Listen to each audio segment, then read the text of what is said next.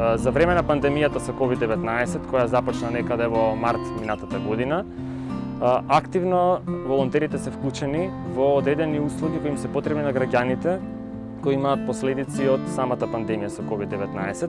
Пред се тука станува збор за хуманитарната помош во облека, храна, хигиена, лекови, за оние кои се во социјален ризик или кои од одредени причини за време на пандемијата станале социјално загрозени семејства.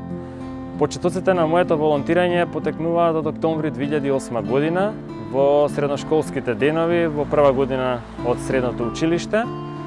Имавме предавање за превенција од насилство меѓу младите, имаше представник од Црвен крст, беше понудено кој од учениците сака да се приклучи, бев љубопитен да видам што ќе се случува во Црвениот крст и така започнав.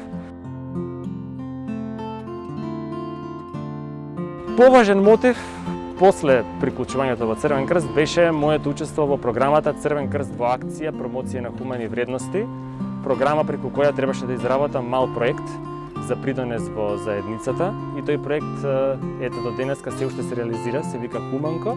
Целта на проектот е подобрување на социјализацијата на деца со посебни потреби и искрено тоа ми е главниот мотив што и се уште сум дел од организацијата.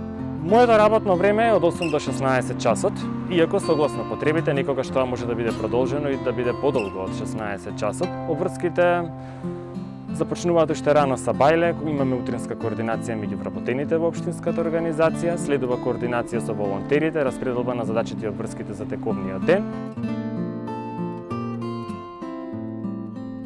Во утринските часови претежно се оди на терен, се вршат теренските обврски, оние услуги кои треба да се завршат со корисниците кои ги обслужуваме преку Црвениот крст.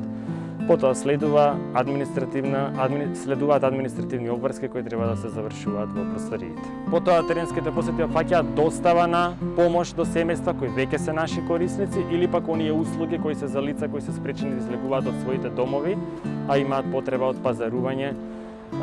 Друг вид на теренски обврски се договарање и закажување на крводарителските акции во различни субјекти ширум територијата на нашата општинска организација.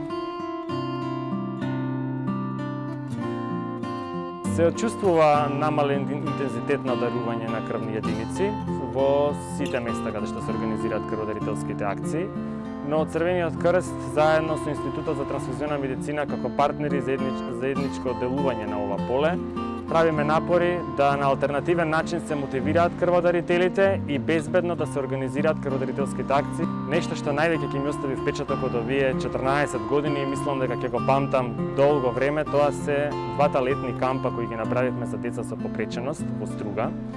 Беа кампови каде што имавме 50 на учесници и имаше многу срекни лица, насмејани луѓе, исполнети волонтери, едно волшебно искуство кое навистина е поттик за понатамошно волонтирање во Црвениот крст.